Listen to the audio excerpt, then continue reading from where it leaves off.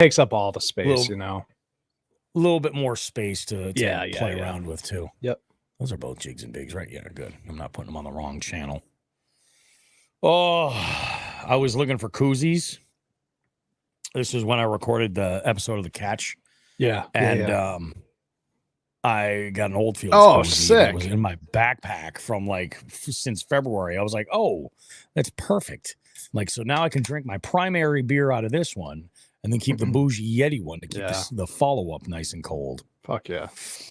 What am I rocking today, Bobby? Good. I'm just doing, you know what? I just got tequila and seltzer today. Classic. Yep. Nothing wrong with that. I love tequila and seltzer.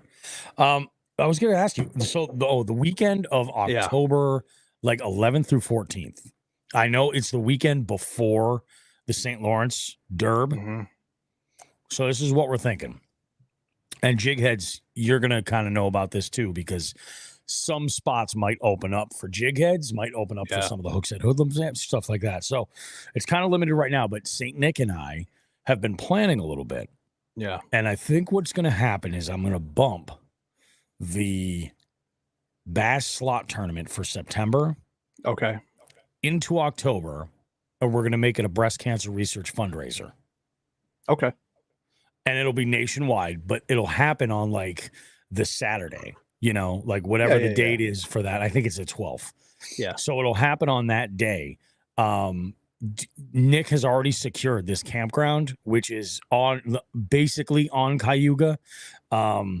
There's cabins. There's, I think, smaller, I want to say maybe a yurt or something like that. There's a couple of campsites there too. Yeah. And he's already secured a bunch of this stuff. I told him, I was like, I'm going to need one. Becca's in for it. I'm in for it. I was like, well, that's one site. I was like, because what I'll do is I'll take my tent and I'll set that up there. I'll park otherwise. What's sweet, there's slips. Oh, sick. Drop the boats in. Yeah, so there's a river that connects right in there. Yeah. And we can be right on that river. And then when everybody takes their kayaks out and goes, to launch wherever, we just motor in right from our boats. Yeah, I wouldn't be able to be there until the 14th, only because I do have a wedding event on the 14th. That makes sense. Yeah, so but I can probably get in there other days. All right, we'll figure it out, guys. Oh yeah, dude, we'll figure it out. We got some guys popping in here. Yeah, I'm planning on. I was like, because initially Nick and I were like, oh, maybe we'll just do this during the St. Lawrence tournament. We'll just roll it right in. We'll do something like that. And he's like, I don't know, maybe we should just do both. I was like, I could get into that. Tim, how we doing, bud? You got paid, right? I paid you. I paid out a bunch of people for the June Derb. Sick. Already today. A couple people I had to look up. Robbie Munier, I still have to pay. I just got his Venmo earlier, but. Oh, that'll all get handled tomorrow. And then I'm fishing with not an absolute noob, but a noob on the boat ever tomorrow.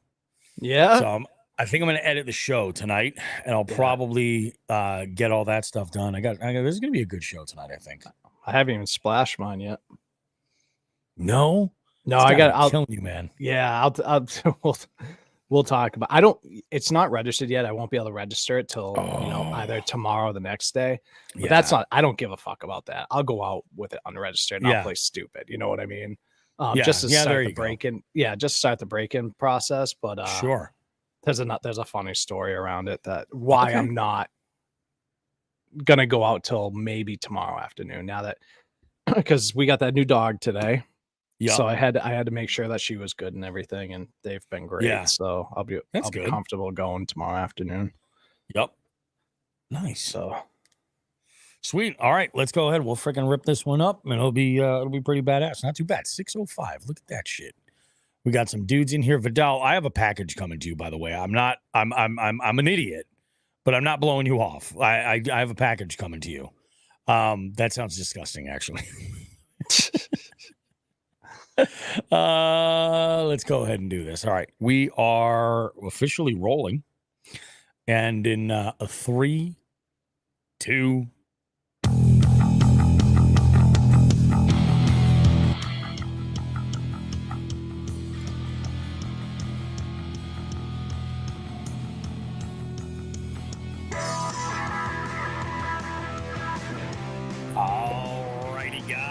It's another episode of Jigs and Bigs. It's your boy Bobby Roast Beef. We have a lot of stuff to talk about today. I mean, a whole lot of stuff, actually. New shit has come to light here. There's another new boat in the family. Can we, talk about that a little bit? We're going to hear all about it, by the way. I sent it a bunch this week. Had myself a grand old time. Were environmental police involved? Yes, they were. Find out exactly what went down in our first segment. Guys, we have an amazing guest this week in the beef seat. We got the one and only Charlie Moore joining us. Yeah, TV's own Mad Fisherman. I had the opportunity to talk with Charlie. We'll talk about how all this kind of came to be. And this whole interview was really surprising and very, very cool. I had a great time talking with Charlie, and I think you're really going to enjoy it too. Let's get to it all, guys. Go ahead, grab yourself something delicious to enjoy. Another thing that you're going to want to know, is there still shit in the water? Yes, but now we're a little bit more amazed for other reasons. We got a follow-up to last week's headline segment. You guys don't want to miss out. We got more Jigs and Bigs coming up for you after this right here. Go grab yourself something tasty to enjoy.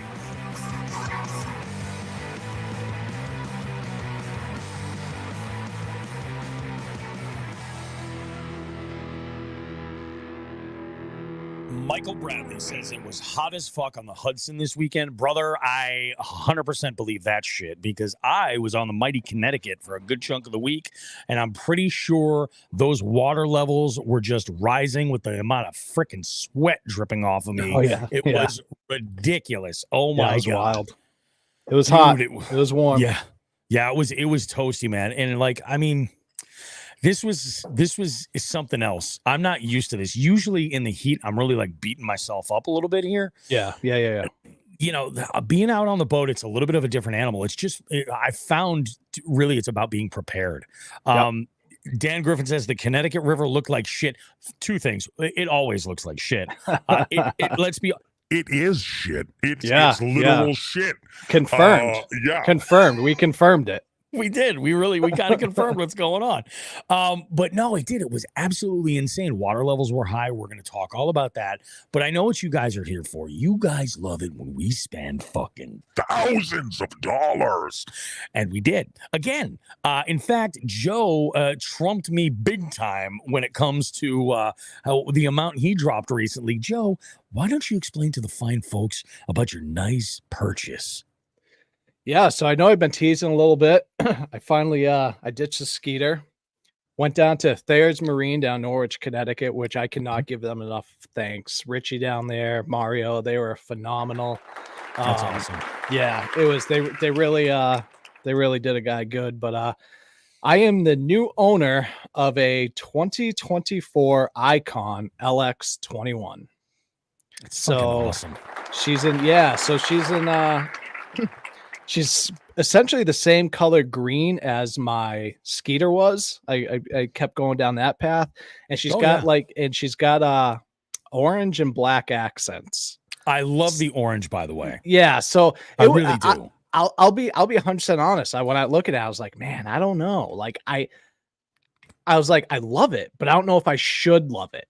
You know what I mean? So I'm like, is it just because it's different? But man, ever since, other than the truck I have now, which is black, I've always been the person that tries to get colors that not everybody has. That's just kind of been my thing. And that's what I did with this. So guys, this boat it's gorgeous. It's stupid. The craftsmanship in just the quality in comparison to the Skeeter, it literally makes the Skeeter look like a fucking wet hot fucking trash bag. I'll tell you, it pops. I just saw your TikTok, and if you're not following American Vet Fishing on TikTok, what the fuck are you doing? Yeah.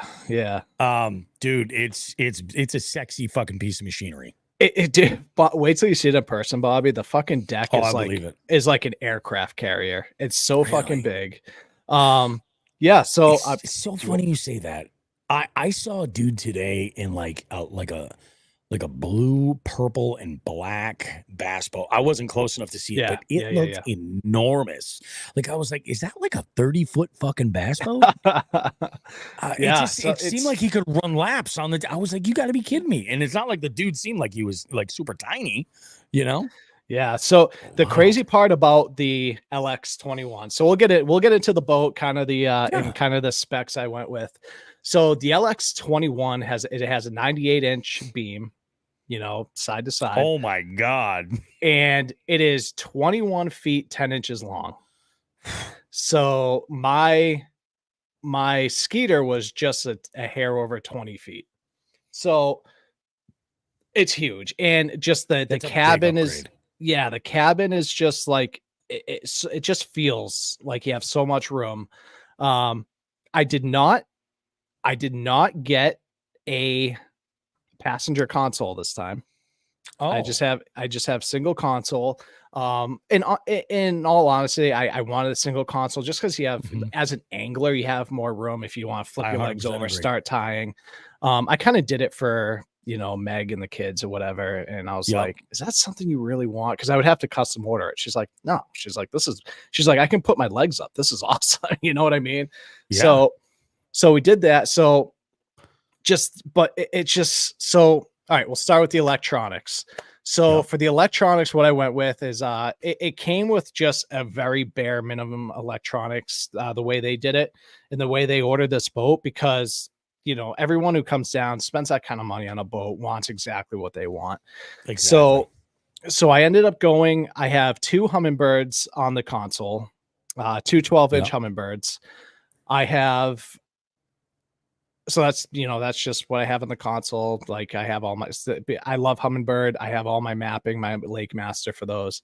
On the bow, I have Live Scope. I have Garmin Live Scope with a 22 SV, 122 SV, touchscreen Garmin. And then I have another 12-inch Humminbird up there because I also grabbed Mega 360, Humminbird Mega 360. So I have that up there as well. Yeah. Why? I mean, I'm spending that much money. Why the fuck not? So I have that. They're being powered by 5 Ionic 125 amp hour batteries. Yeah, I got 5 of them in there. Well, with those screens, you need the juice to be able to back it up. Yeah. So, and the cool thing, and now that I've really been getting into the really filming all of my my trips out. This thing has USBs everywhere, Bobby. USB ports everywhere for your cameras. Yeah, everywhere. Awesome. I did get the L2 live well system upgrade. So what that is the live well is actually cooled. It has a cooling plate, so I can adjust the temperature in that to keep it down to, closer to the temperature of, the water where the fish came from, if they're in, deeper water, whatever. Oh, so right. So it has a 7-inch touchscreen where I can control everything to include the temperature of the live well, pump out, all that stuff. Other cool thing about the live well, so G-Juice, right? Oh yeah. Yeah.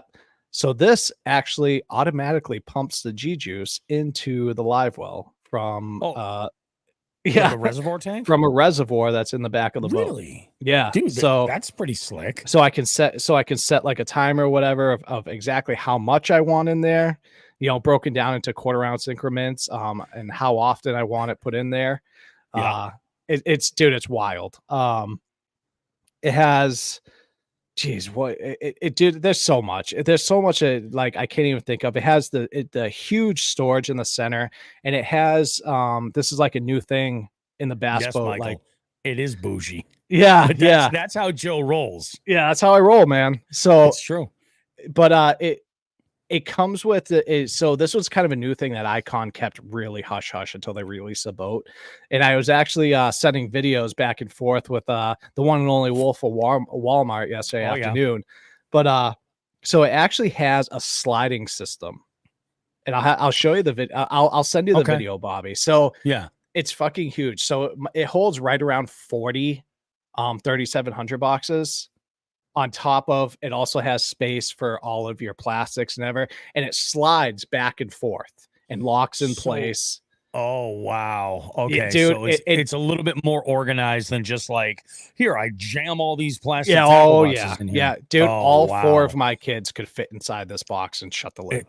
It's like a tackle Rolodex. It's yep. It's that's fucking awesome. That is it is an option. They all don't come with that. So that was something that was like, yeah, that's that's got to happen. Oh, what else, man? What else? It's dude, there's just it's just the seats are they're actually this material where they don't get hot in the sun, so you don't like burn the back of your legs and shit. Yep. That would have been nice today. Yeah. Oh, dude, I have I was burnt dying.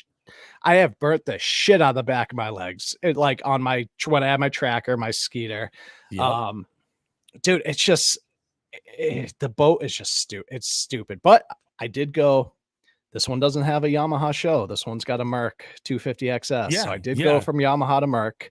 All right, there you go. We'll see. Fingers crossed. Have you kachowed that first prop yet, though? I have not kachowed the first prop. I'm hoping that I don't kachow the props at all. At all. Yeah, that would be good. But you know, this boat, it's huge. This is not a speedboat. This is, you know, I'll be lucky if I get 65, 70 out of it. And that's okay. I mean, where I fish around here, all that bullshit, I don't need an 80-mile-an-hour boat. No. You know what I mean? It's what you think I'm going to do 80 miles an hour on Quabog in Brookfield, Mass? No.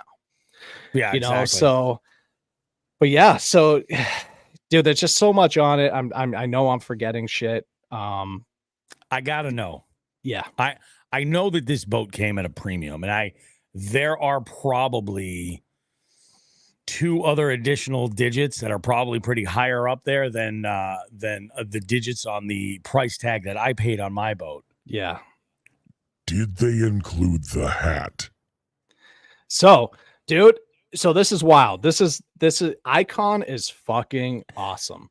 Have you ever seen like the videos on YouTube when someone buys like a Ferrari or like a Lamborghini and they get these like crazy boxes with all this merch and like these handwritten letters? Dude, that's what I got. That's what I got with this.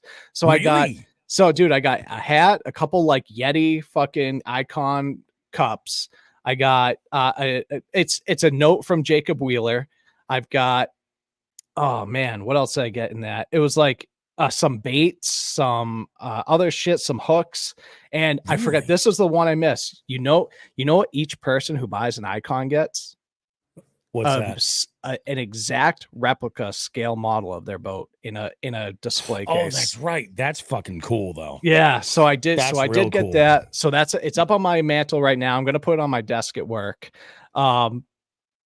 Dude, I'm gonna tell you right. Don't forget where Icon came from. So Icon, they're not a brand new boat company. They were building multi-million-dollar yachts. That's where Icon came from.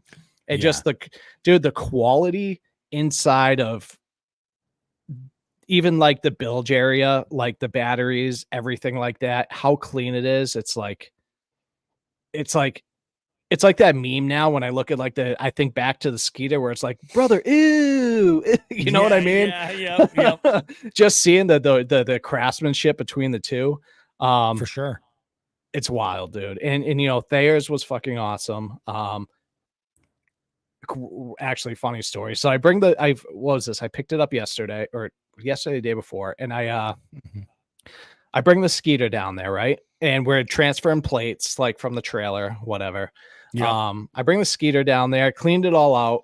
I come home I'm on my way home, probably like a half hour, you know, it's an hour and a half ride.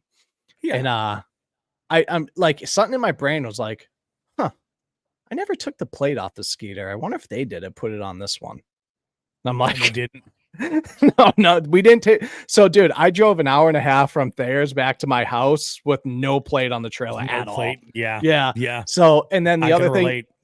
Oh, really? Okay. I forgot mine at home, and I was like, oh shit. Nah, fuck it. And So, and the other thing is like, so when I was cleaning all my shit out of the Skeeter, there was like weather trailing like my fucking house, dude. Like I was on the edge. So I'm like, fuck, I got to hurry up and get this done. Yeah. I get down there. And as I'm on the way home as well, I'm like, you know, in my mind, I'm like, all right, so how am I going to set this up? And then I realize I never cleaned out the center storage. Of the Skeeter? Of the Skeeter. Oh shit. So what'd you leave in there? Yeah. All my 3,700 boxes.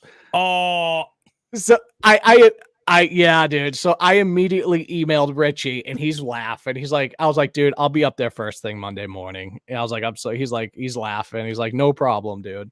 So tomorrow morning, first thing, I'm gonna run back down there and pick up my tackle. So yeah, definitely gonna need that. Definitely gonna need that. Definitely gonna need that. That's thousands of dollars worth of fucking tackle in there. Oh but, yeah. But dude, it's if anyone is looking at a boat or looking to purchase a boat, whether it's new, used, big rig, a big bass boat, smaller rig, or whatever. I know Bobby used Hanks. Hanks is awesome, but if you're trying to get outside of Lund, Thayer's Marine is fucking phenomenal. Go down to Richie, tell him Joe Brown sent you. They are such solid people. It was great. And so there's Marine. Thank you guys. Thank you. I am absolutely in love with my boat. I have not splashed it yet because here's the reason that I was telling you. I'll be honest. I don't give a fuck if the boat's not registered. I'll go drop it, start to break it, and I'll play stupid. But between that and not having a plate on the trailer, it's like, all right, I should at least, because they still have, so I'm going down to get the plate too. I was like, I should at least have a plate on the fucking trailer. So, that's true. That's true. That big, what is it? Metal, Zach says in here, he goes, when are we going on the boat? Well, Zach, you blew us off up at the St. Lawrence River. Going to be back up there October 19th in the Skeeter, or not, I just said in the Skeeter, not in the Skeeter, in the Icon. So I'll be back up there that week, pretty much the full week, because I'm going to pre-fish for 3 or 4 days. So that's fucking awesome, dude. Nice. Yeah, we have some stuff going on in October that we're planning as well. It's going to be pretty out of this world, and this actually does include listeners of the show, folks that enter the scavenger hunt tournament, that all that. So everybody can kind of get involved. It's going to be pretty freaking sweet. Let's go through the whole week. Joe, why don't you go ahead and start? You got a good head start. So I only got out one time because I have an FTG that does. Do we have an FTG other than the one I told you? Just that one. Yeah, okay, so I won't get into that. So I'm not gonna talk that. But so I went out for one last send with Meg and Draco. Yep. We went on the Skeeter for one last time. Dude, the fucking frog bite was stupid.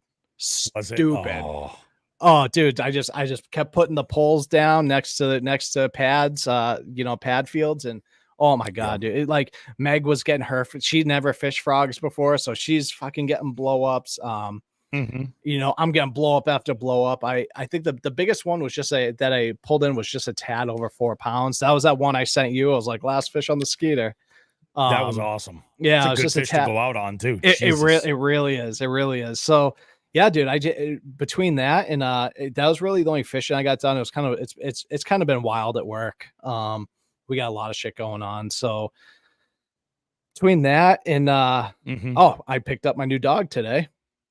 Oh, yeah, that's right. Yeah, so I did pick up my new dog today. So I went and picked up the boat on Saturday. That whole thing that I told you guys about, and then today we went down to Rhode Island to pick her up.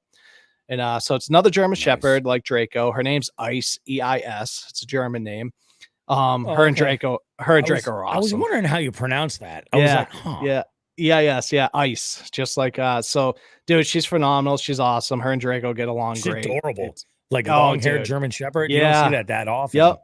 You know what's wild cute. Is I get out of the truck when we get home, and makes no sense. There was way less hair in my truck than when Draco goes in there. I was like, what the hell? I was like, this makes no sense. And but yeah, dude. So they're up there kicking it right now. She and why? So a quick backstory of why we grabbed this. She just turned 2. So the breeder that we got Draco from, they're phenomenal people. Lisa and Ed, I fucking love them to death. They're not a big breeder. They only have a couple, a few dogs that they breed. They did maybe do 1, maybe 2 litters a year. They did bring Ice in. Ice came from a West German line. So she came over here, and she would not mate with any of the males, and she constantly fought with the females. The other females that they have, that's the first time they've had that issue. And they were devastated that, they know we have a lot of experience with shepherds. So she reached out to me immediately when she's we have to do something here. And yeah, so they're awesome. They're great people. Obviously, I was like, you guys are welcome anytime to come up here and visit her, obviously. Yeah. But you know, it was a big emotional thing for them. And we had met her when we picked up Draco. She was just like, I don't know, 4 or 5 months old at the time. But yeah, dude, she's phenomenal. She's so calm and like cool demeanor. That's awesome. We'll see what happens tonight when we sleep, when it's bedtime. Draco's been, you know, kind of all up in her business because he's never been around a female dog before. But of course, she gives her the business. She gives him the business if she's sick of it, which is great. Great. But yeah, so kind of a new boat, new dog, wild weekend, and then another trip down to Thayer's tomorrow. So freaking awesome. We'll see. Man. We'll see. That's wild, dude. I have a trip out tomorrow. I'm actually fishing with the I don't want to use the term actor, but the guy who plays the role as Chickapee Chet at some of our events in the past, Jimmy. He and I are going fishing. I'm meeting him at 5:30 in the morning when he gets out of work, and I'm like, yeah, we're gonna send it. We're gonna send it, dude. We're actually, you know where we're going? We're gonna go to Big Alum. We're gonna go to Big Alum, dude. You'll catch a million fish. They won't be huge, but you'll catch a million. Well, I want to check off some boxes. I'll get into where I was most of this week. It was kind of nuts. So my week was pretty crazy. Before you get into it, after you just told me where you're going, be careful. You can chow the fuck out of your prop in that. It's mainly just going out from the boat ramp, so be super careful. Super fucking rocky over there. The good thing is that it's really clear water over there. Super clear.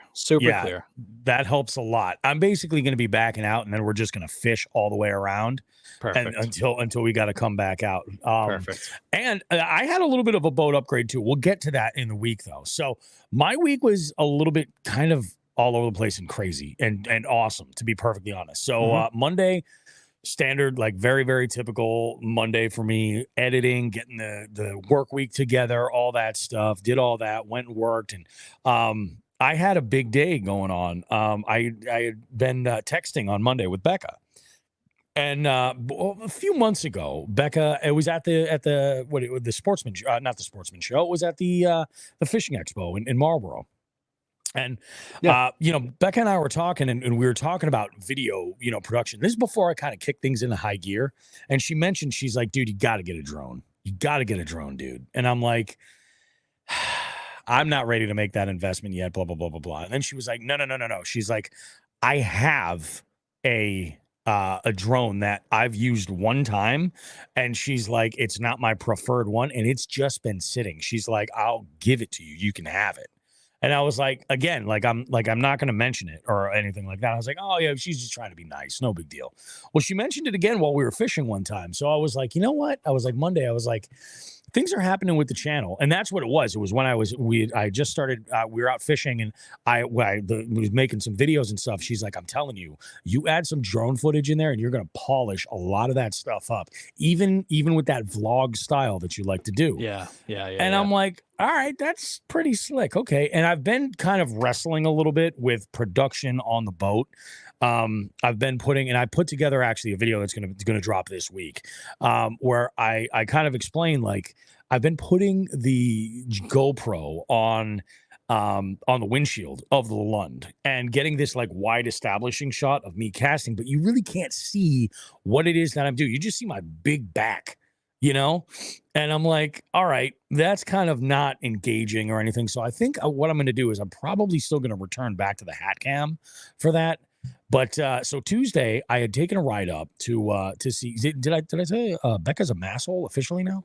Yes. Yeah, she told us when we had her on the show. Yep. That's right. Right. So I went to go see their new digs, which is just absolutely awesome. And it's kind of crazy because it's not too far from where I had met, I forget the guy who sold me the catch board, but I picked up a catch board in this area. I was like, I've been here before. This makes sense. Yeah.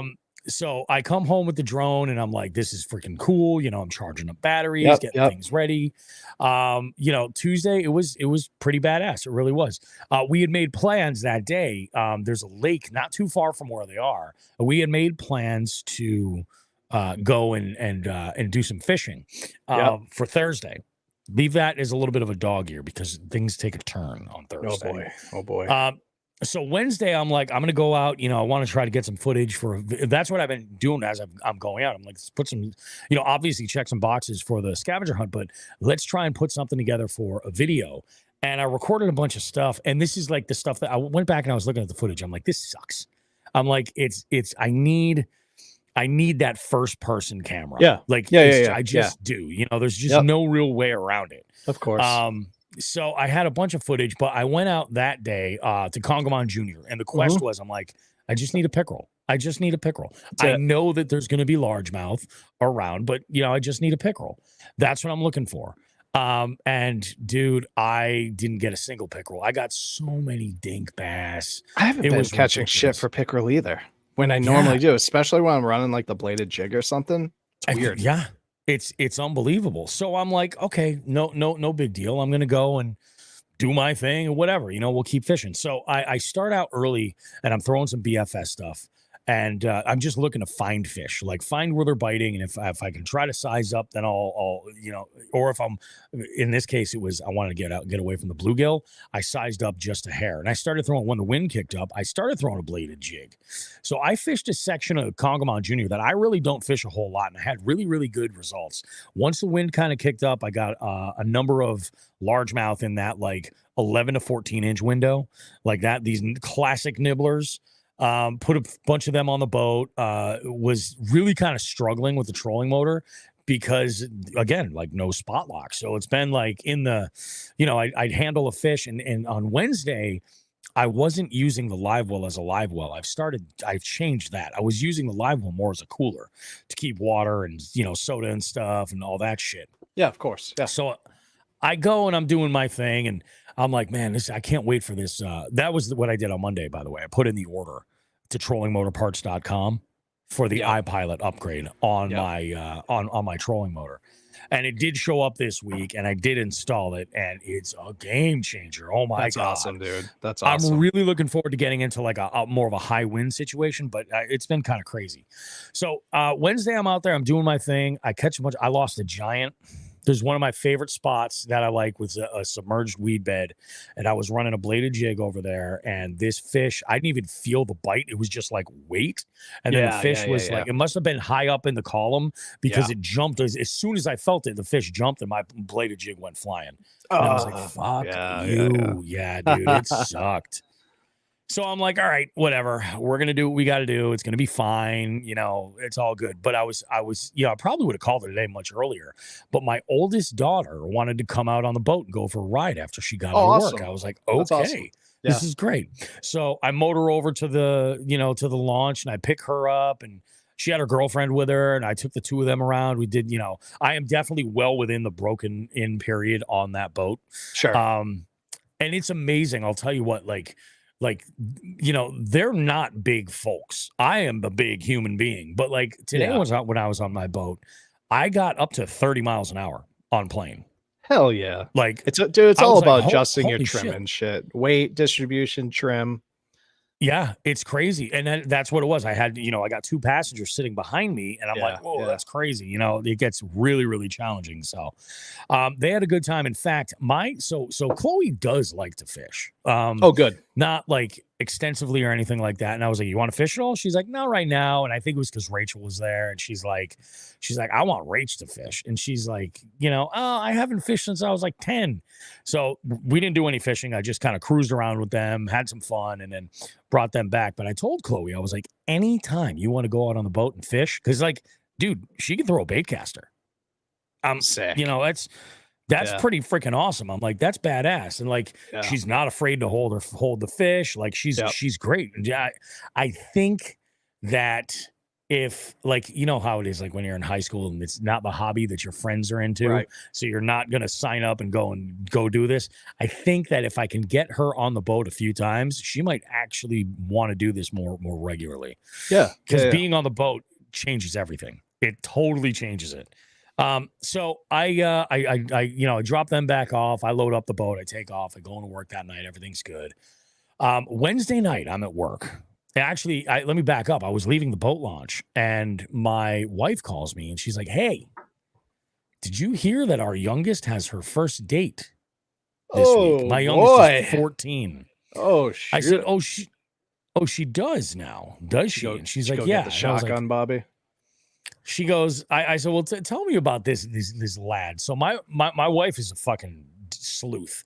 Like she is like looking up all the information, asking all the all she had to know was like, where's he live? And then immediately from there dove in and asked everybody we know in that area. We got some feedback. He's an all right kid. He's not like into sports or anything like that. So like some of their kids of our friends, they're they're like, oh, I don't really know him. He doesn't, because they don't have those extracurricular activities or anything like that. I asked now you may have seen this actually on the Jigs and Big story. So Wednesday night I'm at work and my youngest, she texts me and she's like, hey dad, will you be around tomorrow to bring me to the mall at noon? Again, she hasn't even told me it's a date, Yeah. She's assuming that Holly had mentioned something. So I'm like, sure thing. I was supposed to fish Thursday with Becca and Lila. Yeah. And I texted her immediately and I was like, Becca, I got to reschedule. I'm like, I wish I could do it, but I was like, I got a situation here and I'm like, I can't let my youngest down, like as far as because my oldest had to work, which kind of works out because she works at the mall. So I felt like there was at least a little bit of supervision nearby if she needed anything. And I was like, I want to be around just in case. And she's like, I totally understand. We'll schedule this another time. I was like, perfect. So I dropped her off for the date. Everything was good. I had a bunch of running around and shit that I had to do. Like I had to chase paychecks and things like that. Like it was kind of a crazy day. Yeah. And I was getting fired up to go to Fish Oxbow with my dad on Friday. Yeah. So, fishing plans are canceled for Thursday. I'm like, all right, Pop, let's go ahead and do this. Now, I had gone out and my goal there was like, can we get on a pike? And I did. Managed to get a pike while I was in there. In an area where I was like, yeah, this is a spot in Oxbow where I have had good intel of like, yep, there's pike in this area. There's a lot of weeds. They like that. It's really good. Now, I'll say something about Oxbow. The water levels are so high. Those signs that are in there that say either no wake or they're just markers for, speed limit and stuff. Some of them are nearly underwater. Like you can just see the very top. Dude, holy shit. Is crazy. It's like April.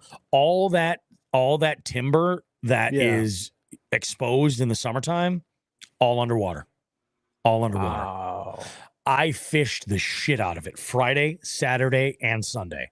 Yeah. I went to Friday. It was great. My dad and I went out. In fact, he went old school and brought some night crawlers with him. And he got cleaned out a couple times, caught a couple of bluegill, good sized bluegill. And I was primarily throwing, like we started fishing some docks. I caught like a 14-inch largemouth or maybe an 11 actually. It was a smaller one over by that dock. Caught a crappie under there too on a wacky rig. No, on a finesse jig. Yep. One of those Giltech finesse jigs. And I was like, all right, that's sweet. Have a crappie. This wasn't going to help me at all. And it's a tank crappie. It was a 13-incher. So it's not like that this little guy was going to do anything for this. Sure. So I'm like, there's this one section I kind of want to go hit where these pads are normally all exposed, but they're all underwater. So I'm like, I'm thinking bladed jig, and it paid off. I got a bigger largemouth, which I entered into the scavenger hunt. Okay. And then I caught a 19 and a quarter, a 19 and a half, I forget, northern. And I'm like, all right, sweet. This is awesome. Now, here's what's interesting. This was the first day I started using the live well as the live well. And here's why. I was catching fish on Wednesday, and I was using that same sort of mentality CPR as I would in the kayak.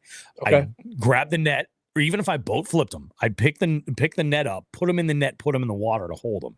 Now I have one hand to do everything. Right. It's stupid because I don't have the roto grips in place and stuff like that. Like I have in the kayak where I can just be like, all right, cool. Now I can manage, or everything's right there.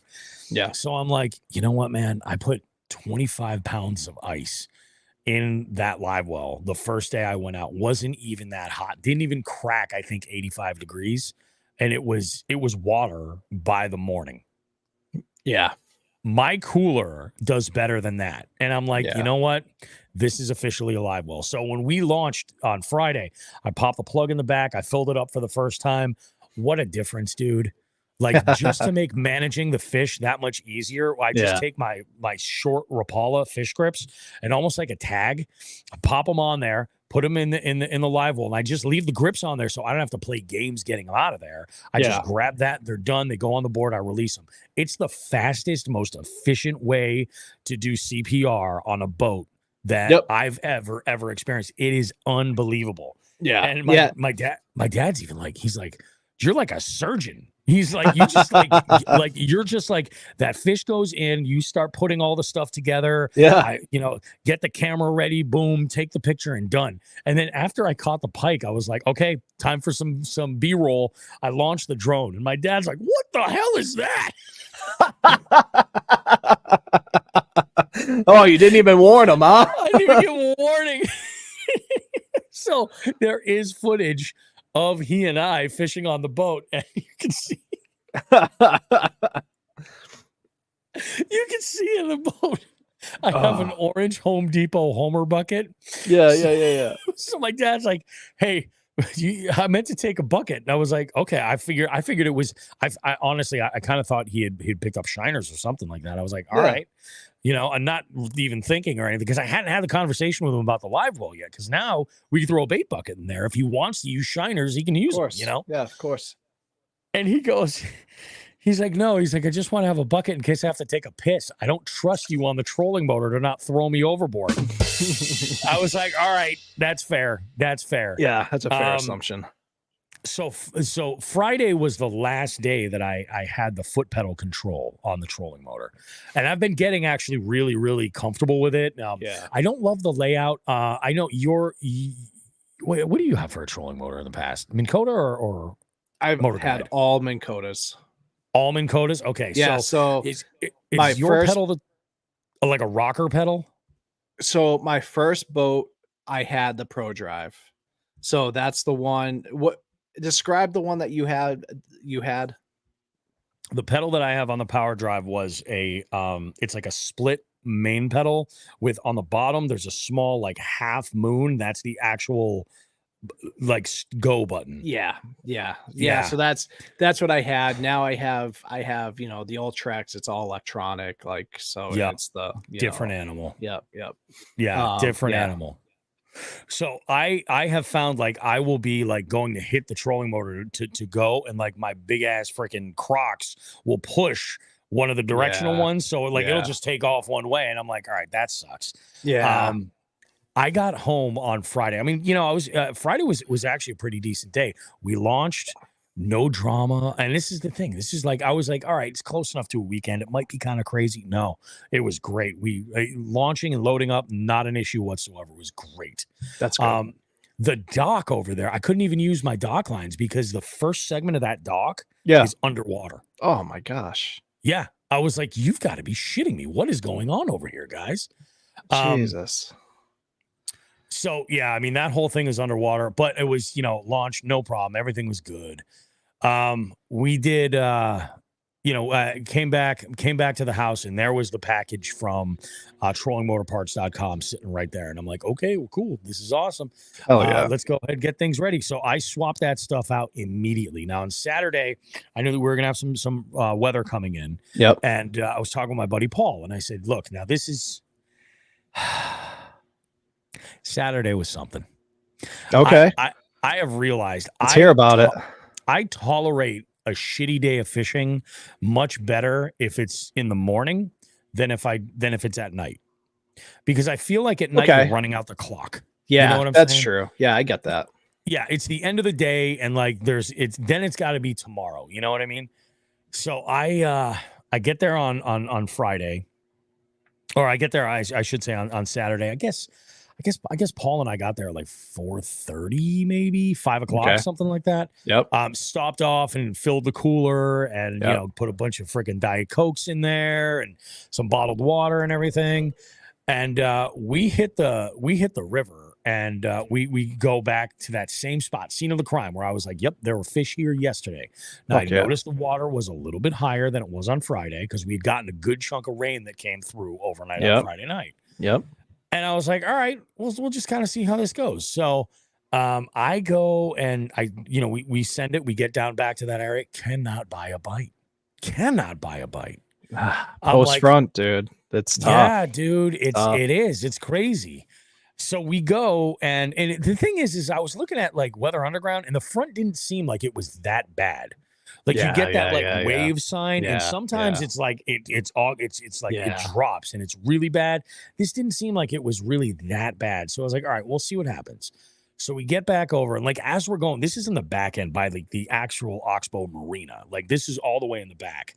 And on the way there, you're looking at all these laydowns and all this stuff. And I'm like, this is so fishy.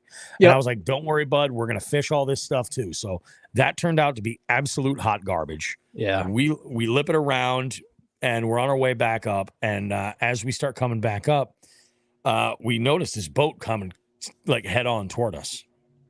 And I'm like, what the fuck? So I'm like trying to follow the rules, like go the right way. It was the environmental police. They wanted to do a safety check. Okay. Stopped me for a safety check. Checked my first time ever in all the fishing that I've ever done. And it makes sense that it would be at this launch because of just sheer convenience and the pressure. You know what I mean? Yeah. They wanted to do a safety check. They checked our fishing licenses, everything else. Those guys are really awesome. Thank you. I told them about the show and about the scavenger hunt and stuff. And I appreciate you guys. They were very, very, very helpful as far as like some information. They gave me a whole booklet on like boater safety. Yep.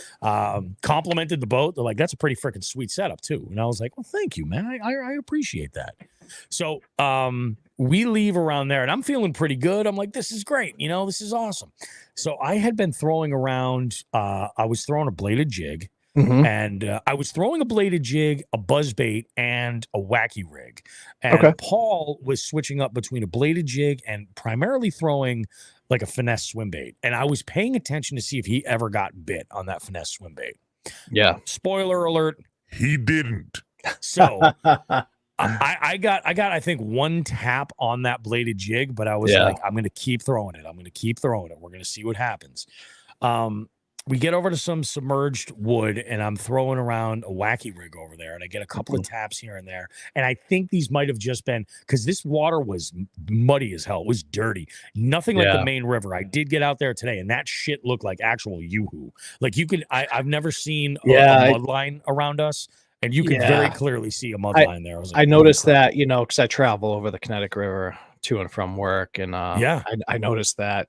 Fuck, what day was that? Friday. I was like, holy shit, it's dirty. Yeah. So I get in there and I'm like, so it's quite possible that these taps or these pecks are just coming from bluegill that are like spawning. There's beds over there.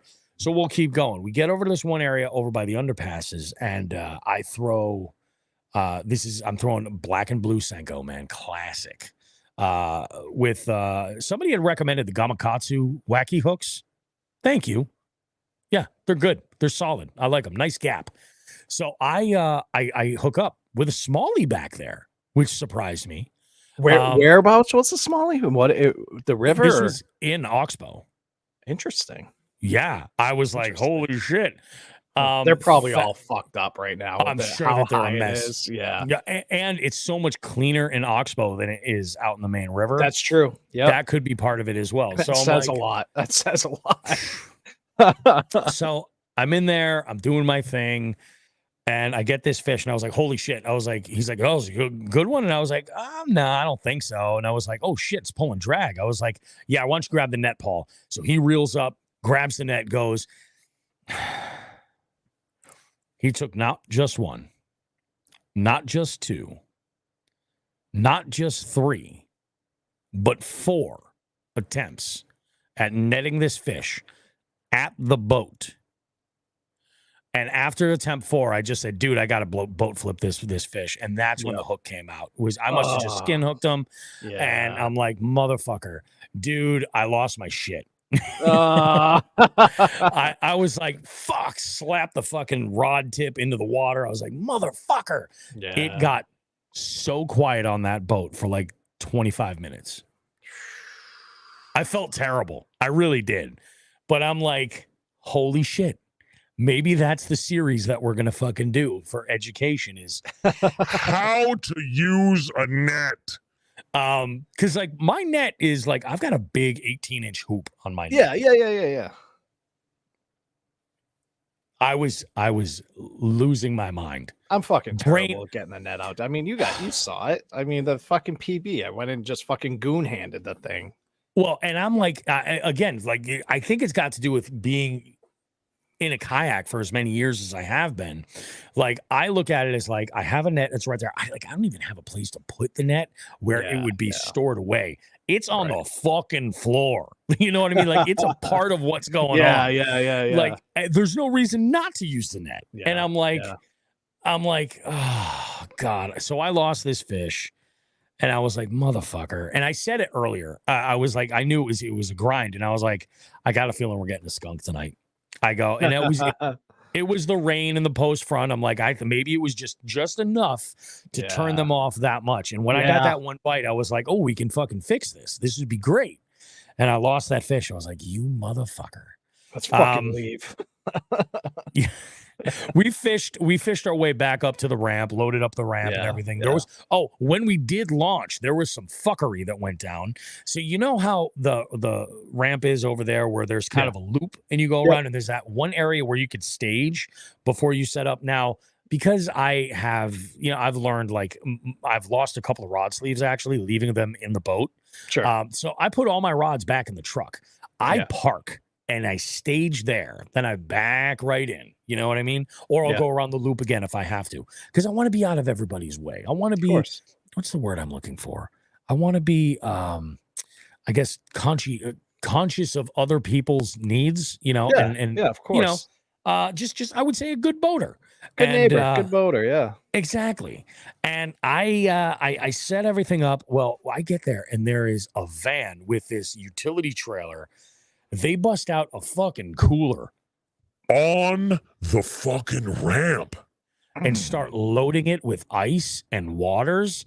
And I walk up to this guy and I'm like, hey, you guys dropping in or what's going on? And he's like, oh yeah, we're dropping in. He pulls out these 2 fucking wreck kayaks and puts them on the side. He's like, oh, I guess I can put these over here and then you can use the ramp. And I was like, oh gee, thanks. So I was like, I said to Paul, I was like, and this might have been like fucking karma and why fishing was so shitty. I was like, all the years I've been fishing in a kayak, I go, if I have the opportunity to get on plane and flip them, it's happening. And I was obviously just nice, fucking Bobby. Joking. No, it's not nice. Not nice at all. I was like, you gotta be fucking kidding me. We got back and everybody was gone.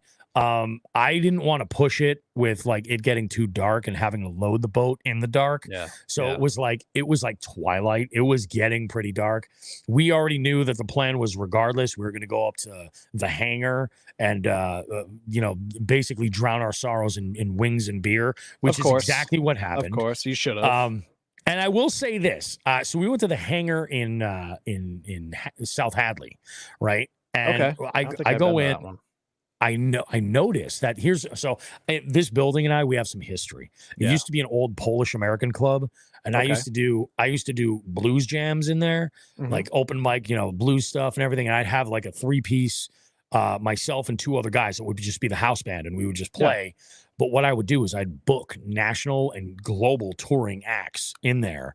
And I would say like, oh yeah, it's a blues jam till 10 p.m. And then from 10 till 12, it was their show, but it was a stacked room full of egos that wanted to come and play fucking music. Right. So I would have the most amazing shows at this place. Now it's a hangar and it's a whole other kind of beast. So we go in there and I notice they have Mango Cart on tap.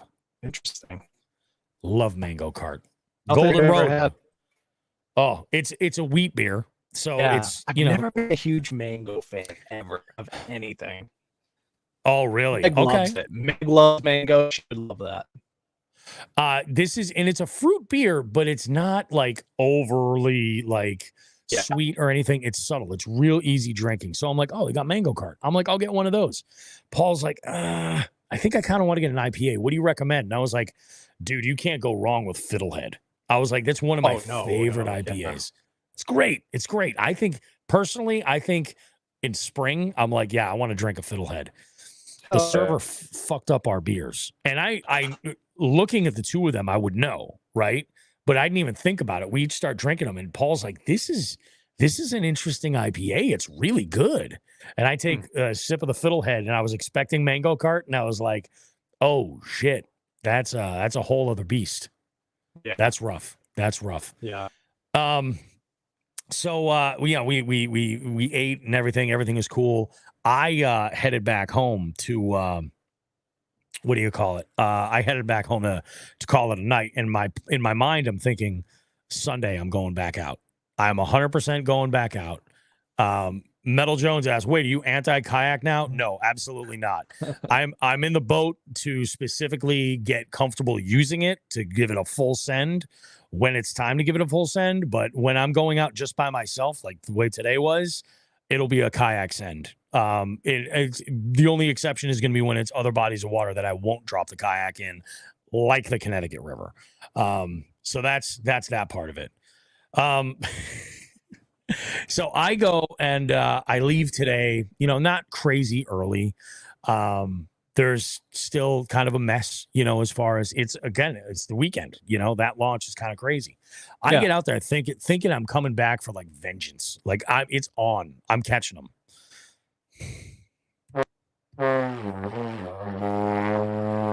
It's about how it went. I lost 3 fish. I had another bigger smallie than the one yesterday. That just fucking came off. These are all they all hit the same thing. It was black and blue Giltech 3/16 ounce finesse jig with what was it? Oh, a black and blue Tantrum from Riot. Okay. As the trailer, and it was the only thing I could get them to eat. I threw a black and blue wacky. I threw bladed jigs. I threw spinner. We had wind earlier on, and then it just fucking died, and that's when the heat got really bad. Yeah. I did go out into the main river. I was like, this water is so high, I'm really not that worried about it. I have been using, like I said, Navionics on my iPad for the for my mapping and stuff. But I was like, this water is so high, I'm really not too worried about it. I'm going to go ahead and just send it and whatever. Everything worked out great. But yeah, there was a spot that I had fished with Alec that I had never known even existed there. And I think without the water level being this high, I don't think I would have gotten into it. In fact, when I got into it, I think you know what I'm talking about too. I believe so. Yeah. In that area, I got in there and there were 3 when I got in, there were 3 pontoon boats tied to each other, just floating in the middle of the spot. 2 other came in as I fished over there. The last fish that I lost, I was like, all right, I'm out. I may have even had a bowfin take a bite or something with. Oh, no shit. Yeah, I was like, motherfucker. Like it was a grind, man. So I called it, went back, sat at the launch for about 10 minutes watching absolute fuckery happen. I thought there were 2 different groups of people. One guy with like a center console loading that I thought was going to be swift and in and out real quick. And then another group of jabronis with a fucking bayliner. No, these groups were together. They were going to party on like Rainbow Beach or some shit like that. And I'm like, they were there for like almost 15 minutes. Like not being able to figure out getting their shit off the fucking ramp. That's rough. The number of jet skis, like it was just goddamn ridiculous. Yeah. Absolutely fucking insane. So but it was. Hey, Bobby, you know what? What's that? It was no Memorial Day tournament. You're goddamn right. There was no Memorial Day tournament. It was still better than that. I will say this. So Saturday and Sunday, it was the first day I had gone out with Spotlock. Not just with Spotlock. That's right. But yeah.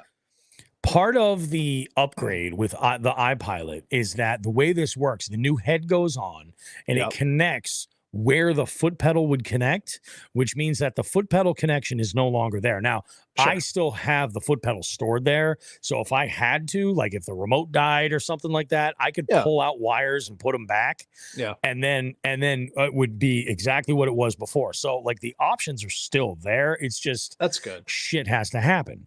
I love using this remote. I fucking love it. And it's a cheap one. It's a little tiny one with no screen, nothing like that. It's got a couple of real simple features that I like a lot. There's a little bunny button where if you hit it twice, it goes immediately to full speed. Yeah. Which is great if you're like, oh, I got hung up or something like that. I can spin the motor around, hit that, and then back out real quick. Spot lock is great. It doesn't. Now, granted, we didn't have like crazy wind or anything like that. But even without it, like I can hear it still moving. Like it's rotating and like adjusting little stuff. But my battery, I expected like, oh, I'm going to have dead batteries today. That's why I asked you when I did. I was like, should I drain them all the way or should I charge them? I think I'm going to charge them tonight. I think I'm going to throw them back on just to charge them up so that they're good for tomorrow. It was just. Let me ask you this, Bobby, about that head. What's that? Is it so? What pound thrust is that trolling motor? Did it stay the same thrust with that motor?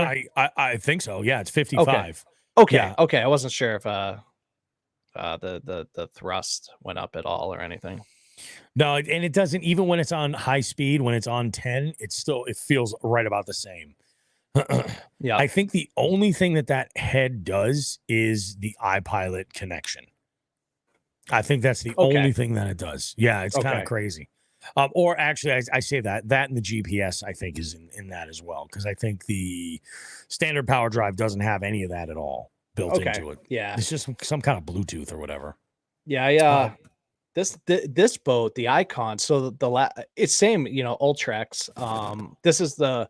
This one is the longer shaft Ultrex because this boat's just fucking essentially a yacht. But my last one came with it was a nice remote, didn't have the screen. This one came with all like fucking touch screen and shit on the. I've never used the fucking remote, because I have the pedal. I've always been a pedal guy, but sure. Yeah, it was kind of cool. It's a pretty cool remote. I will tell you what's crazy is today being on the boat by myself. Yeah. Like, and I never experienced this before, but like, yeah, you'll do spot lock which is awesome. But if there is a breeze, it'll spin the boat around entirely. Yeah. You have to go upwind. You have to go upwind. The one thing that I really do kind of like is that I was fishing off the back casting deck, controlling the trolling motor.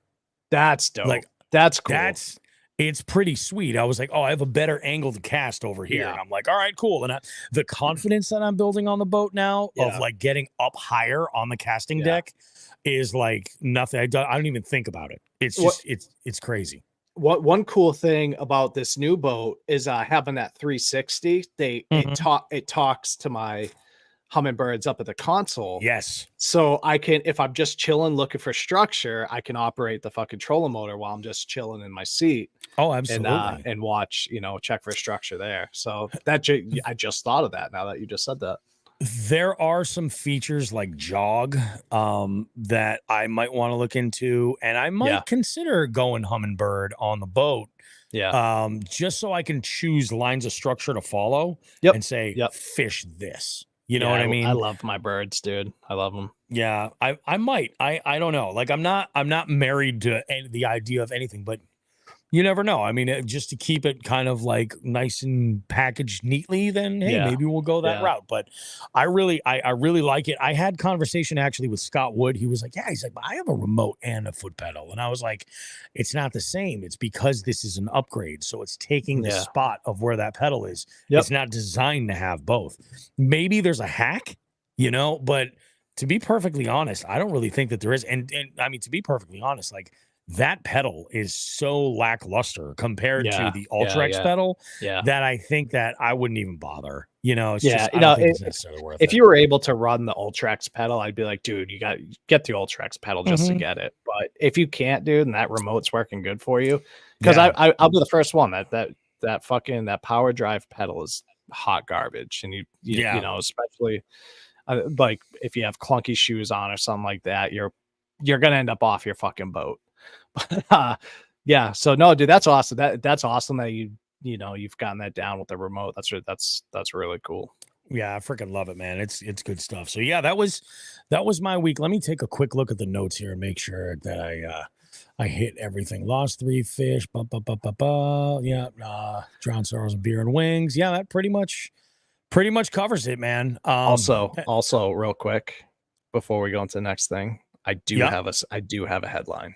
Oh, you do have a headline. And Mike reminded me here. It's a quick one. Mike Bradley reminded me. It was brought to my attention by Mario down at Thayer's yesterday, and I looked into it. So it's a quick one.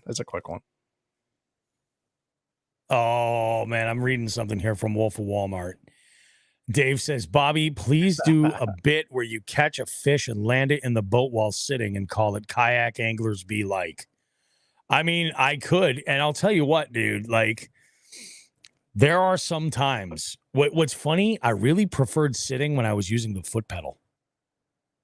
Oh, yeah. You know, with that power drive, fuck yeah. Yeah, absolutely. But now with the remote, I'm kind of like all over the place. Like, this is kind of nice. I do like putting the seat up front because especially when I'm fishing with somebody else, because it gives them more room on the floor as far as being able to effectively use shit. And with there not being a seat on that rear cast, because like I say rear casting deck, that is an inflated term. It is 2 storage bins that are very small. Like, you know, like my heels are just hanging off the over here, and I'm like, I better watch out. Sure. If I have one wrong move and I'm falling down. Yep. But yeah, dude, that is wild. Well, let's go ahead and let's get right into the headlines. Let's go ahead and do it. Sound good? Yeah.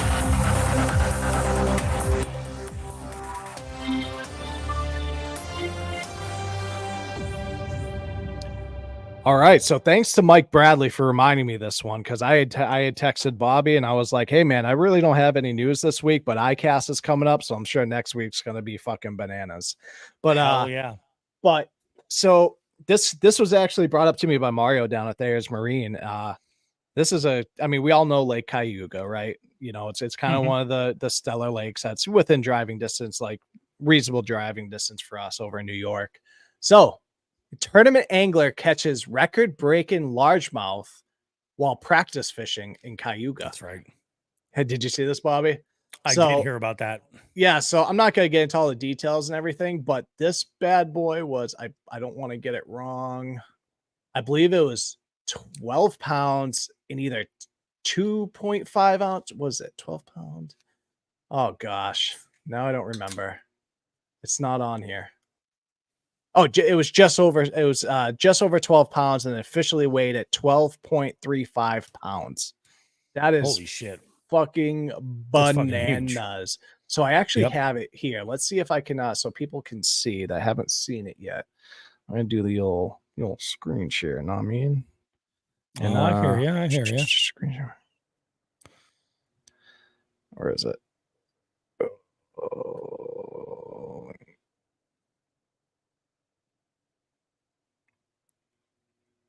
Yeah, I'm going back through these comments here, and I'm seeing Mike Bradley mentioned caught a nice walleye this morning.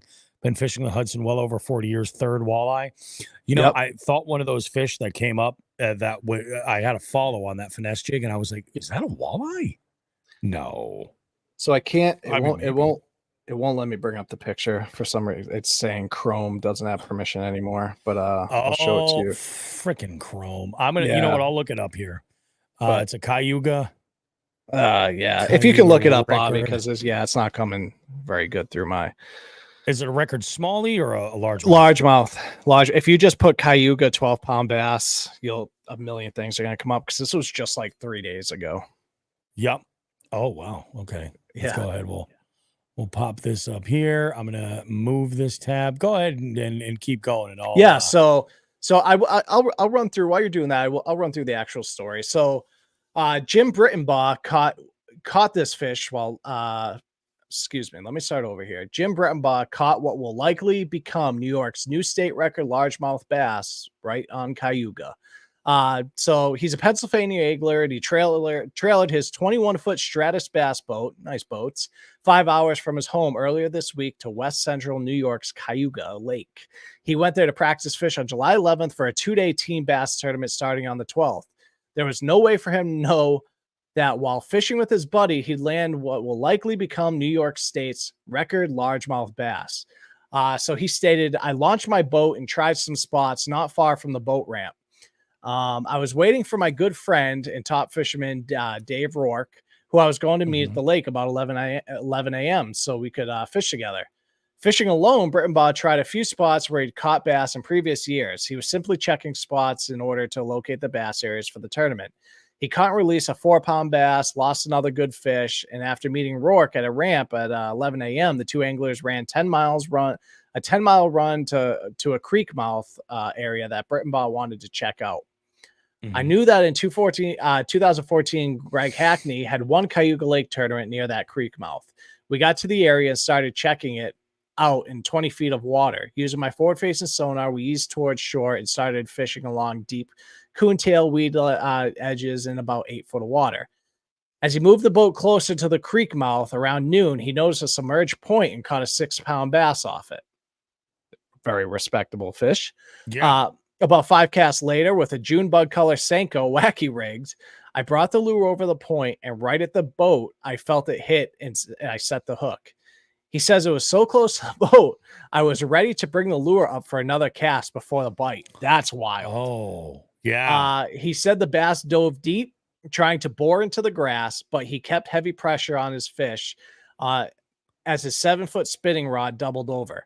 He was worried that dude, and this is on a spinning rod. I didn't realize that.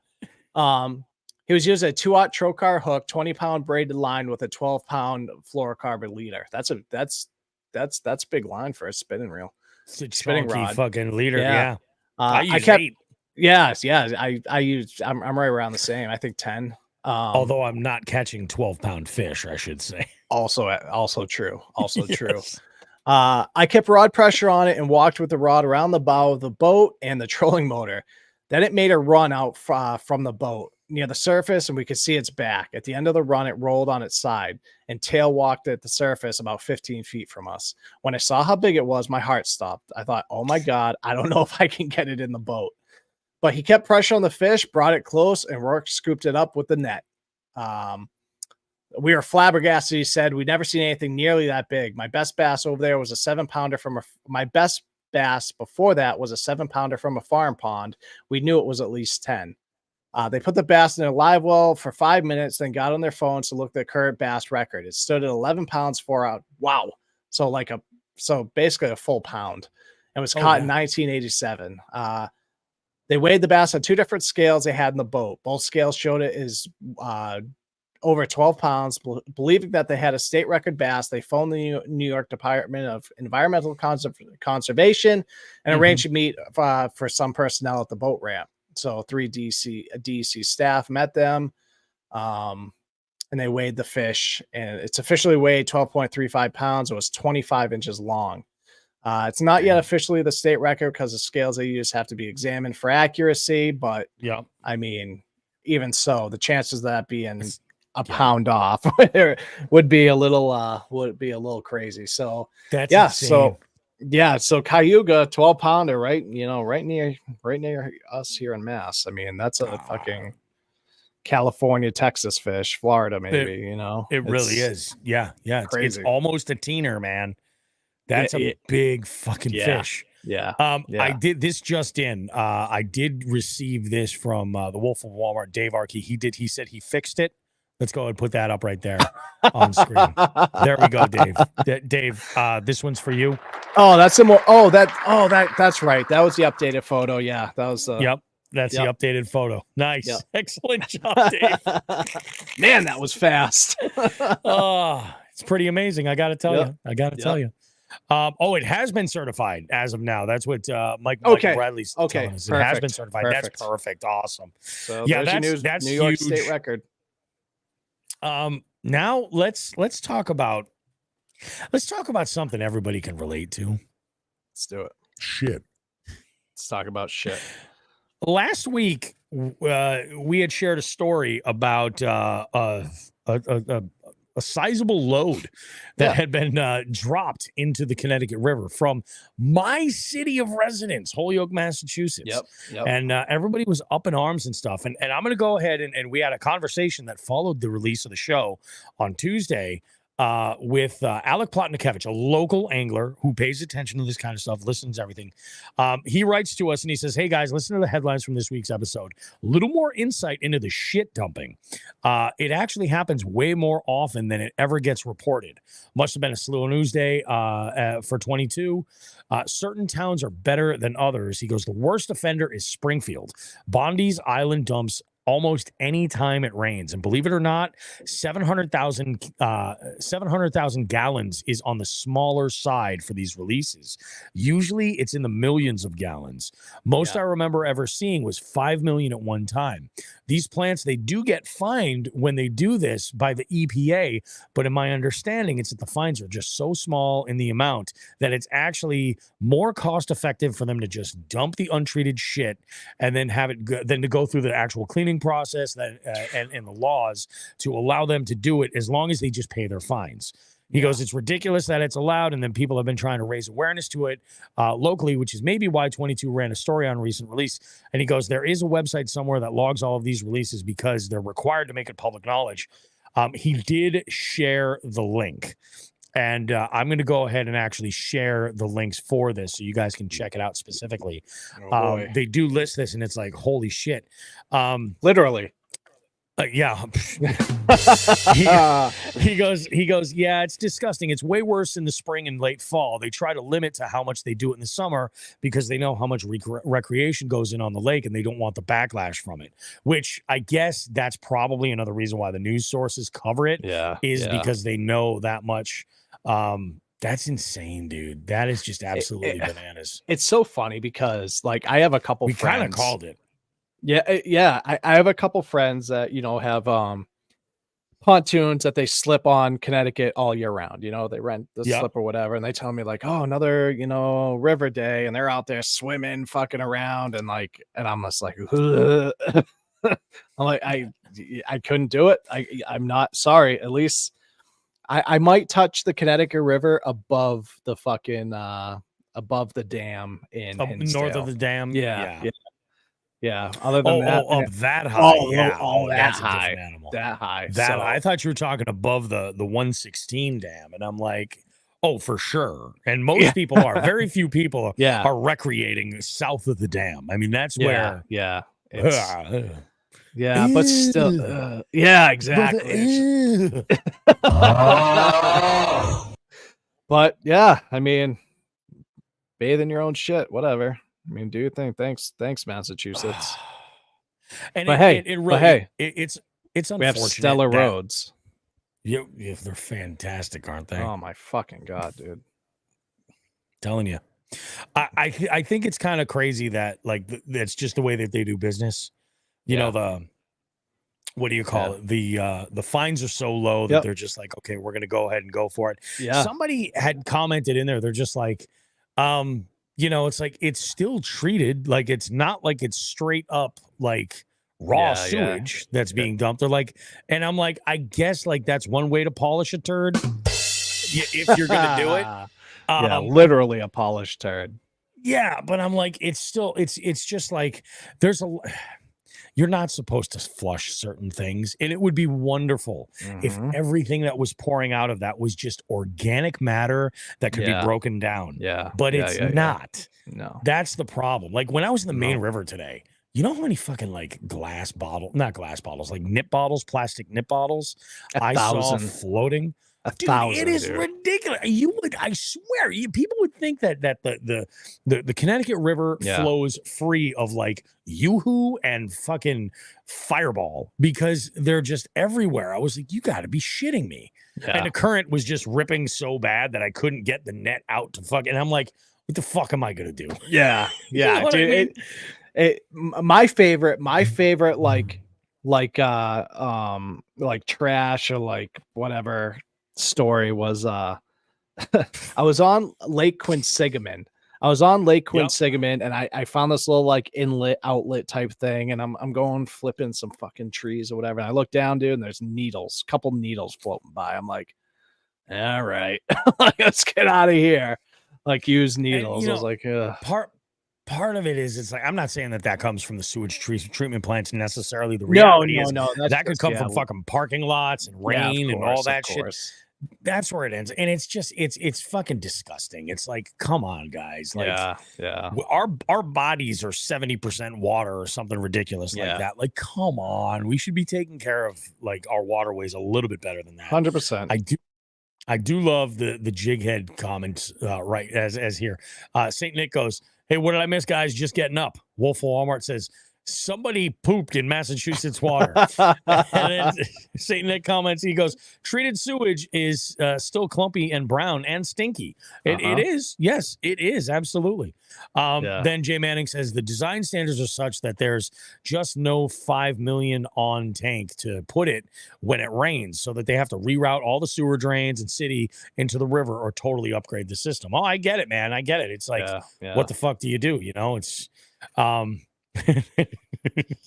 fucking Wolf Warmer says, don't they put that in Celsius drinks? I think they do. According to my wife, I am more full of shit than that water. Fair enough. Fair enough. Oh, yeah. Dave always gives us it's a good just chuckle. Nuts. It is kind of nice that that we have like such dedicated listeners that can give us some information like that. So thank you, Alec. I appreciate that. Thanks, Alec.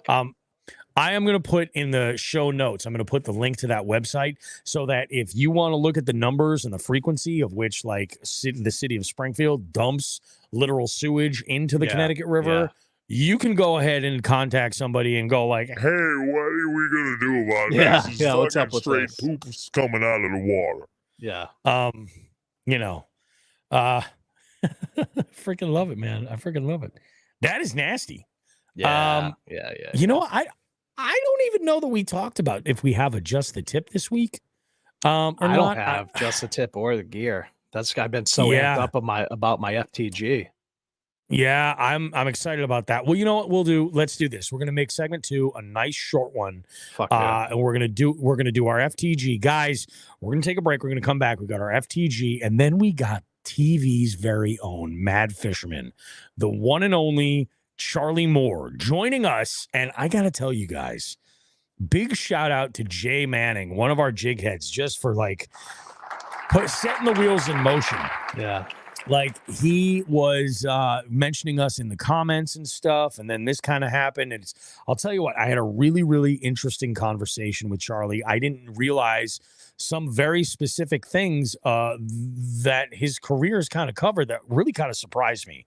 And we talk a lot about fishing and his preferences for the way he likes to fish. And I love that he's very straight up, and he's like, when we're on the show, we're not trying to catch 5-pounders, get these guys on these big fish. We just need fish. They got to be TV fish, and I like that. I respect that. Very, very cool. It's a great interview. We will after all that stuff, we'll see you guys on the back end. All right, don't go too far. More jigs and bigs coming up right after this. Sweet.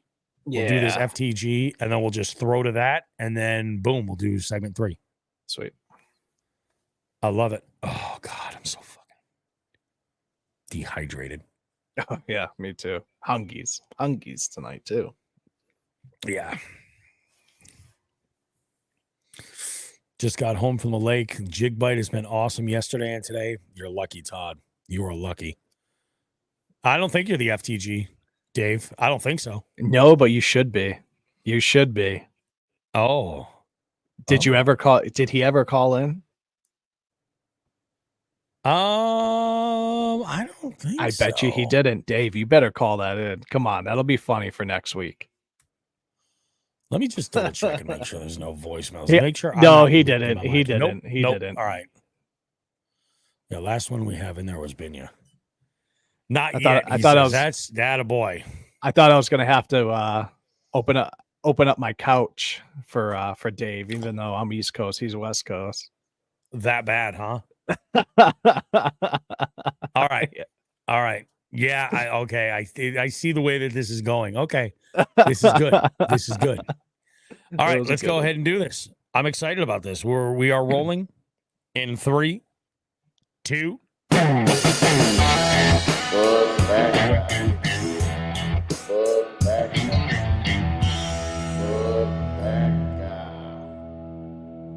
I fucking love this segment. What do you got for us, Joe? I feel so honored to be doing the FTG right now because I think the last time I did an FTG was that time that I was in the kayaks with Wild Bill and he lost his PB. That was 9-pound PB, I believe. Yeah. It was either 9. I think it was 12:45. It was just above that 12. Oh, might have been. Oh my God, Bill! What? So here's my FTG, guys. I actually had a fishing related FTG. So my favorite. I'm on the last day I took out the Skeeter. I have my wife with me. I have my dog Draco. It's evening. It's like we didn't go even hit the water till like 5:45, 6 o'clock. Just want to go out for an hour or two. I want to go hit the frogs, hit the lily pads, do some top water. And got a couple beers. We get over to a spot. I anchor down. We're there for a while. I had caught a nice one. And then, where I was, adjacent to where I was on the shoreline, there was some woods. And I'm very familiar with this area. And I don't know how the hell this happened or where this came from, but a gentleman comes out. And granted, let me back up. We are only about maybe 30 feet from shore, not even. This wasn't a huge pad. I was essentially launching this thing right to shore and then bringing it across the entire lily pad field. So a gentleman comes out of the woods, out of nowhere. I'm just like, in my mind, I'm like, that's strange. And he has his dog and he gives me a wave. I'm like, oh, hey, I'm like, hey, I give a wave back. Yeah. And he proceeds to grab the nearest stick and start throwing it right out into the lily pads that I'm fishing for his dog to fetch. And I just look over at Meg, my wife, and I go, is this fucking real life right now? And she looks at me and she goes, just chill out. We're having a good time. He's having a good time. We can move over. And I'm like, we were here first. Like, she's like, I was like, he probably doesn't fish. He probably doesn't get it why we're here, what we're doing. I'm like, what the fuck else are we doing? We're here fishing, like right next to the lily pads. Like, well, what the fuck else could we be? I have a rod in my hand. It's like, you have a rod in your hand. Like, we're obviously fishing. Like, we're obviously fishing this area. The boat is literally pointed right there. And so he proceeds to just, and I didn't say, she's like, don't say anything. Let's just move to a different spot. So I didn't. I kept my cool. Even though I wanted to throw on a 1 ounce lead weight onto a 5/0 hook and start tossing it out there. But the only reason why I did it is it's not the dog's fault. And I don't want to hit the dog. And I love dogs. True. That's true. So this fucking asshole is just tossing it out there. So I move over probably 40, 50 yards and he kind of like starts to move over that area with the dog and like still kind of fucking throwing out, not so near us, but still in the general vicinity. Like he moved when we moved. And guess how many fucking bites I got after that, Bobby, in that area? Absolutely zero. Absolutely fucking zero. Fucking idiot. So I had to put the things up. I put the big motor on and just put it over to a whole different pad or a set of pads. Yeah. And the whole like for fucking 20 minutes, I was like, man, can you fucking believe that guy? Could you believe that? Like, she's like, will you just relax? Like, we're having a good time. Like, I was like amped up by it. And I was like, that's the FTG. I was like, I haven't done FTG forever. I finally have an FTG. And here we are. Isn't that guy feeling, that feeling when you're like, I have a fishing related FTG. Like doesn't that feel great? Yeah, dude. I literally texted you. I was like, you're not gonna believe this. I have a fucking fishing FTG. And so fuck to that guy. Like, man, fuck you, man. That's like, the worst, dude. I just couldn't believe it. It's harder for like us because we are dog people. You know what I mean? Right. Like it's like you're just like, I love that you're bringing out man's best friend to have a good time at the water, and you're spending time with your dog, but at the same time, you're a moron. You know what the weirdest part about the entire thing is? If he just went like 50 yards to his right, there was open water without a fucking, I mean, these were dense lily pads, Bob. And he's just like, this looks like a good spot to have him go fish or have him go swim. Yeah. And he could just went to that fucking open water 50 feet to the left or to his right. And dog would have had more fun. I still wanted to pet the dog, but that's what kind of dog was it? It was a chocolate lab. Oh, nice. So big goofy lab. I was like, cool dog. I was like, your owner's an asshole. Yeah. So that's my FTG finally. So probably another 2 years till I have another one, but there's mine. That's shitty. Like I hate that for you. I hate that you had to fucking do it. So mad. Yeah. I don't even know. I don't even know what to fucking say. Jesus. Yep. Oh. The dog's name is Game Warden. And the dog's name is Game. Yeah. Oh, that's awesome. That's a direct attempt to ruin your day. That's awesome. I'm gonna name my next dog Game Warden. Dan says, "Stay out of my spots." Dan, they're not your spots. If I showed you them first. Oh. Spicy. I was not in the river, awesome. Dan. You like the river. I was not in the river. Man, that is freaking bananas, dude. That shit blows though. When you just people that are just so clueless. Yeah. So clueless. My favorite today was like I had spot lock on and there was this lay down that was just water soaked way up in it. And I was like, oh, this is going to be so good. And yes, it was in the main channel of traffic for all the boats. I get that. Yeah. But like with the water levels so high, there was a lot more freedom of where you could be in there. You know what I mean? Yep. And I had multiple pontoon boat captains, and I use that term it's frighteningly like I love that. Multiple ones they think they're captains. Yeah, and what they'll do is they'll putt right by you until they're up by you, and then they stop to talk to you. Catching anything? You catching any fish? And I'm like, no, I'm kind of struggling here. It's all good, but hey, whatever. I say whatever I need to say to get them to move on, and then for whatever reason, they're just like, okay, cool, let's catch up to where we would have been, full throttle. So then I'm like, you guys just suck. You guys just suck. Bobby, pontoon boat camp captain. What do we got? I'm gonna give you the easiest way to get people to keep on going when that happens. Pretend you're deaf and start going like this. Watch how fast they keep going.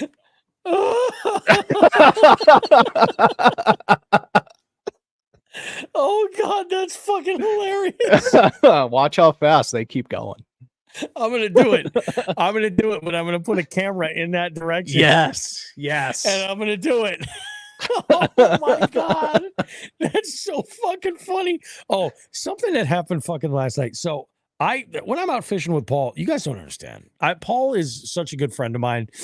I wouldn't fish with anybody else that farts as much as he does when we're out fishing. Like, you know what I'm saying? Like, I don't care who it is.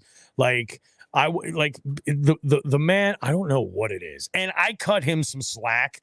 Sure. You know, I can remember when he was in the throes of chemotherapy with pancreatic cancer. He was like, dude, the chemo farts are bad. And I'm like, bro, I've known you for like 30 years and they're all bad. Yeah. They're all terrible. This guy, and I got him this time. We're way in the back by the marina. And I'm just like, you know, quietly moving along, getting back to another spot. And he lets one fucking rip. And before the cloud could even hit me, full throttle on plane. We're just like going.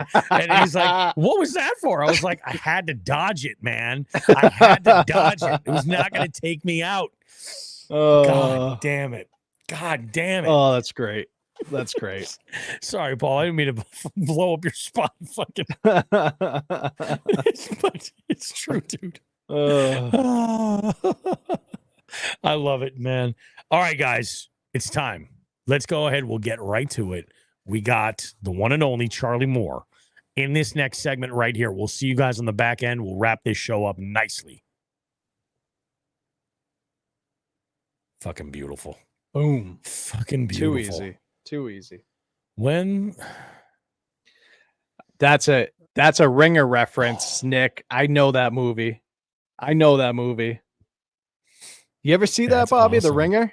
The Ringer with Johnny Knoxville. Hell yeah. Yep. That came out while I was on a deployment. We watched it there for so it was like, oh shit. Yeah. Fucking I can only imagine be like fucking that. Just start fucking making hand motions and they'll be like, Dude, it's fucking it's I'm gonna fucking do it. Oh yeah, it's I love this gangster move. Oh God, what's this? Pontoon owners. Oh my God.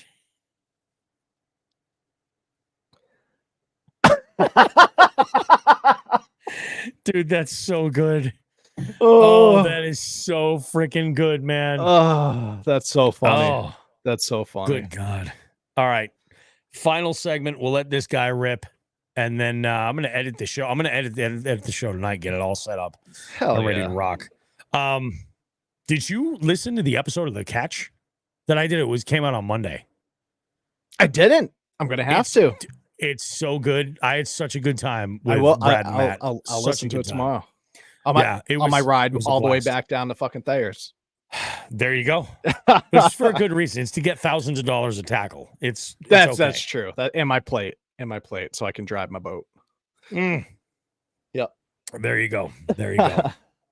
Oh, all right. Let's go ahead. We'll do this. Set this sucker up. We got the 3, 2.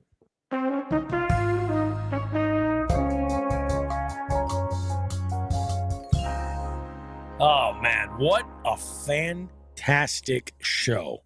And I say that for a couple of reasons. Like obviously, like any show where there's like new boat vibes, that's awesome. You know what I mean? We had a great news segment. We had some good follow-up information from a previous news segment. We had Charlie Moore on the show, which I got to be honest with you guys.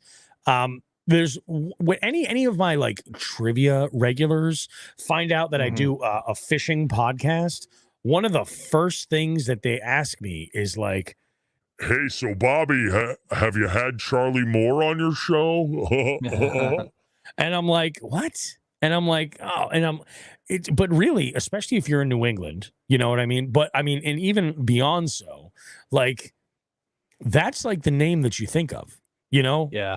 Unless you're like an old school guy like me and you're just like, oh yeah, Al Gag, Gone Fishing with Al Gag. Sure. That's hyper local. You know what I'm saying?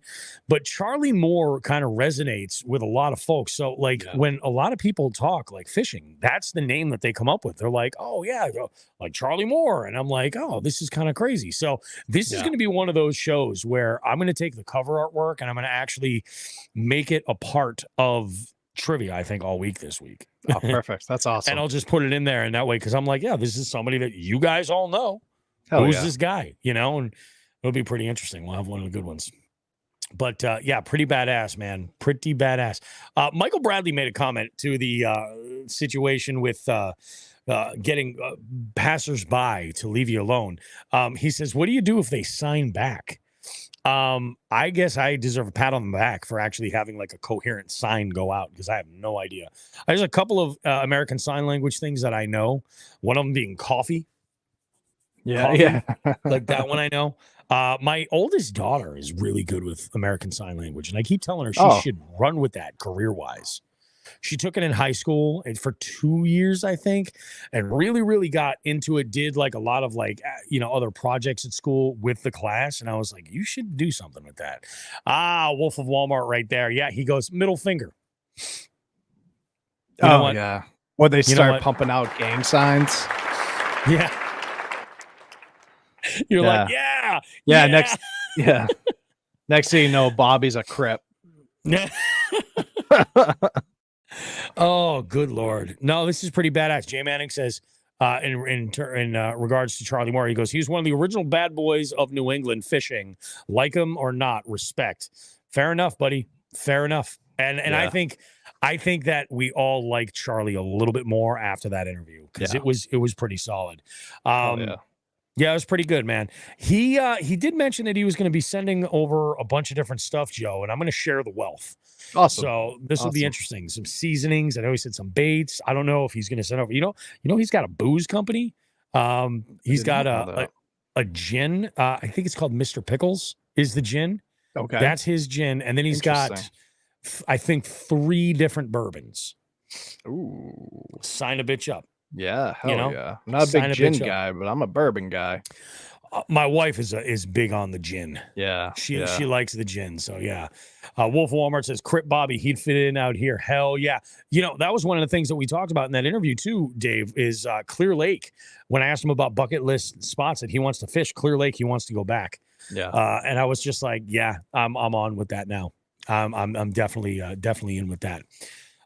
An amazing show, everybody. Thank you so much for being part of it. Big shout out and thanks to Charlie. And we appreciate him. And of course, more than anything, we appreciate all of you guys that listen to this show because that's what really makes this stuff kind of go down. We have actually this week, now that I think about it, shit, it's going to be cutting it close. This week, registration is going to be opening for the August tournament, scavenger hunt tournament. I just want to mention too, it was a little bit delayed because of the holiday. The leaderboard is now fixed on Fishing Chaos, and it's showing. And your boy Bobby Roast Beef, last I checked, was sitting in. It was close at 2nd place. So you know, I'm hoping tomorrow I'm going to be able to fix some stuff and check a couple more boxes. But who knows? We'll find out. But Joe, you got anything we want to wrap up with before we take off? No, man, that's it. Good show. Can't wait to do it again. It was a goddamn good show. I'm stoked. So yeah, we got to get together and do some boat shit together. And yes, we do. I think maybe we make some promo videos for our respective YouTube channels and stuff. Fuck yeah. Yeah, we'll do some of that shit. I love it. Let's do it. Sweet.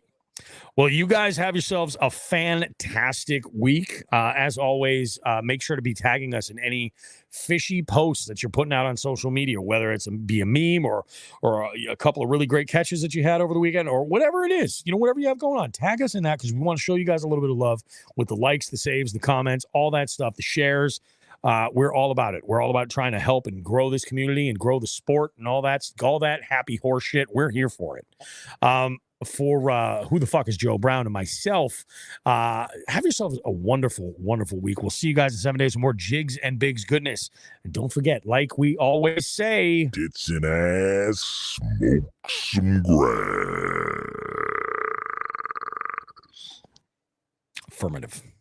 Affirmative. Sweet. Thank you, everybody. You guys are the best. Yeah. Middle finger, Crip Bobby. Oh yeah. He got lucky with his wife and show. Oh my God. Did he send you a text, Dave? Who? Dave.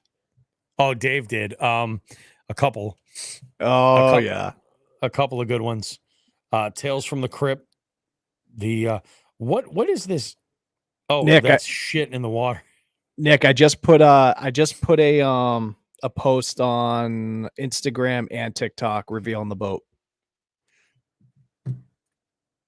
Oh, big reveal.